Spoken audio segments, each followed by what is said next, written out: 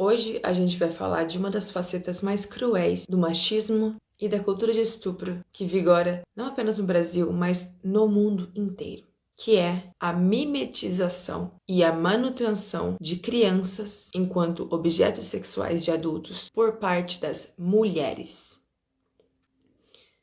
E para ilustrar isso, eu vou usar um caso que veio à tona semana passada sobre uma idosa de 77 anos que, junta de outros 4 homens da mesma família, foram presos acusados de estupro de vulnerável. Ela, na modalidade de crime comissivo por omissão, o que significa que ela tinha a obrigação de impedir, mas não fez nada, então ela responde como se tivesse estuprado também. Um caso bizarro de uma cultura de incesto e estupro que já vigorava naquela família há mais de 20 anos. E pasmem, ou não, sob a conivência, comando dessa agora idosa de 77 anos. Até agora foram apuradas que no mínimo 10 crianças foram vítimas de crimes continuados ao longo dessas 2 décadas.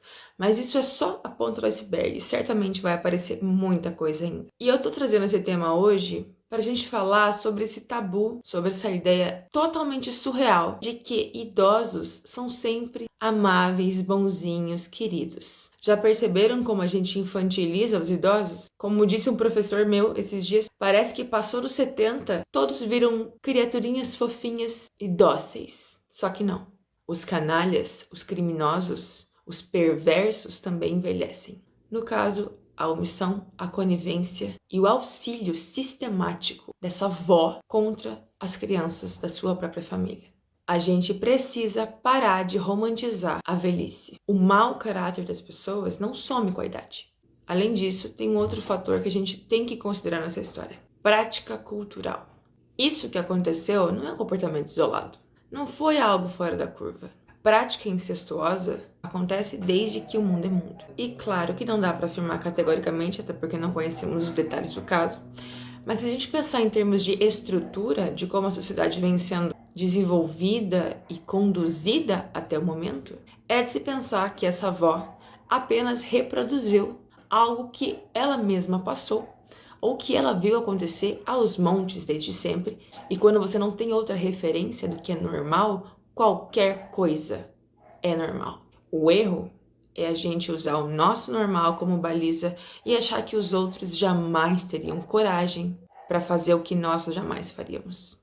Isso acontece com avós, com mães, com pais, enfim, cuidadores, porque não olham para eles como sujeitos, e sim como coisas que servem para dar prazer para homens. Isso é uma prática cultural extremamente arraigada. E se a gente não entender que o mal está em todos os lugares e que vai muito além do estereótipo do homem malvado, nós vamos continuar falhando. E quando eu falo de prática cultural e de naturalizar comportamentos, o que eu estou querendo dizer é que é possível que ao conversar com essas crianças que vêm recorrentemente sendo vítimas de abuso por anos a fio, elas não demonstrem a indignação e o espanto que nós mesmos apresentamos. Porque para elas sempre foi assim. Se você já assistiu O Quarto de Jack, você vai entender do que eu tô falando. Para ele, o mundo era aquela casa. Não existia nada além daquilo. Então tudo aquilo era plausível, era normal, era ok. Por isso, informação é poder e a gente precisa falar para todo mundo. Mas na verdade, essa é uma ferida que a gente só vai estancar implantando esse tipo de pensamento crítico nas novas gerações, nas crianças, para que elas, quando adultas, combatam esse mal ao invés de reproduzir ele. E eu aposto com vocês que quando a mídia começar a divulgar o que essa avó falou, serão coisas do tipo: sempre foi assim, não achava que era errado. Ou se eu tentasse impedir era pior. Porque é isso que o machismo faz. Ele contamina, ele apodrece as pessoas. E elas literalmente não percebem ou não se importam com o mal que estão fazendo. Afinal de contas, sempre foi assim. Então, quem sou eu para mudar as coisas, não é mesmo? Mas aí que tá. Se não formos nós, quem?